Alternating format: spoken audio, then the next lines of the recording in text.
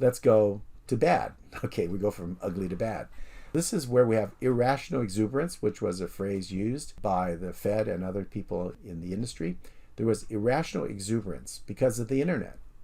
And the internet revolutionized everything in the mid to late 1990s.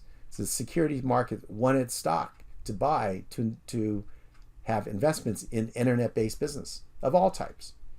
And venture capitalists were very willing and happy to find ways to raise money, to make investments in promising startups, to grow them to a state where they could be public companies, and then get them into the market, which is hungry for this type of investment. Well, investment bankers are very happy to facilitate this entire thing happening.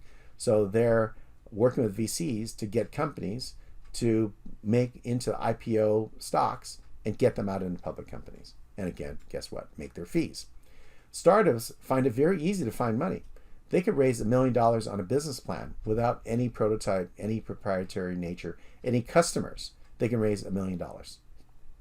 And existing companies in the business were reinventing themselves. They were doing silly things like putting E in front of their name or I in front of their name just to seem like they're e-commerce or internet-based. Or they were doing things like Enron did, was to refocus their business from something that perhaps was safe and solid to something not safe and definitely not solid.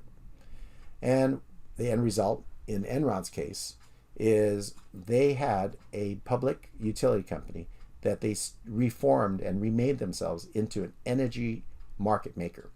By that we mean instead of just pumping natural gas from the sources of the gas to homes and businesses, they created securities based on futures and other investment aspects of current and future energy products, and they sold them as securities in the market.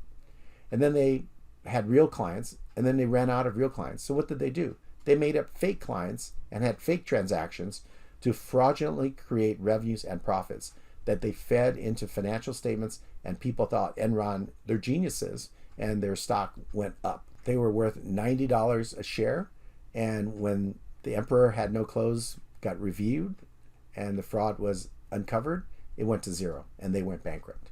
And overall, the market wakes up to overpricing of securities based on fraudulent practices or overexuberance, and the stock prices collapse for all these .com stock.